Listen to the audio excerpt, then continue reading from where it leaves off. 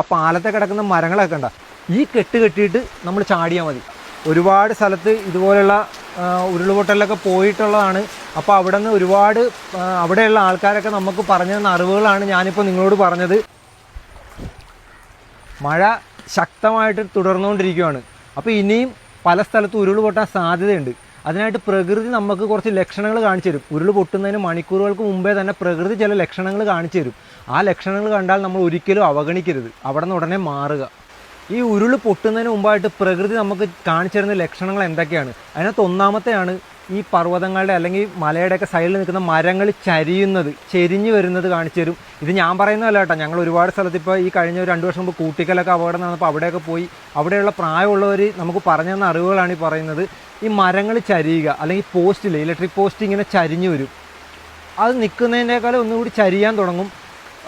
അത് കണ്ടു കഴിഞ്ഞാൽ എന്ത് മനസ്സിലാക്കാം? അവിടെ ഉരുൾ പൊട്ടാൻ സാധ്യതയുണ്ടെന്ന് മനസ്സിലാക്കാം. കൂടാതെ അവിടെ നിന്ന് ഉറവയൊക്കെ വരാൻ തുടങ്ങും. എവിടെന്നെങ്കിലും ഏതെങ്കിലും ഒരു ഭാഗത്തു നിന്ന് വെള്ളം ഇങ്ങനെ വരാൻ തുടങ്ങും. നമ്മൾ കാണാത്ത ഉറവുകളൊക്കെ ഭൂമിയുടെ ഇടയിൽ നിന്ന് വരാൻ തുടങ്ങും. കൂടാതെ ശബ്ദം കേൾക്കാൻ തുടങ്ങും. പാറ പൊട്ടുന്ന ശബ്ദം, അല്ലെങ്കിൽ മരത്തിൻ്റെ ഈ വേര് പൊട്ടുന്ന ശബ്ദം, അങ്ങനെ പതിവില്ലാത്ത ശബ്ദങ്ങൾ കേൾക്കാൻ തുടങ്ങും.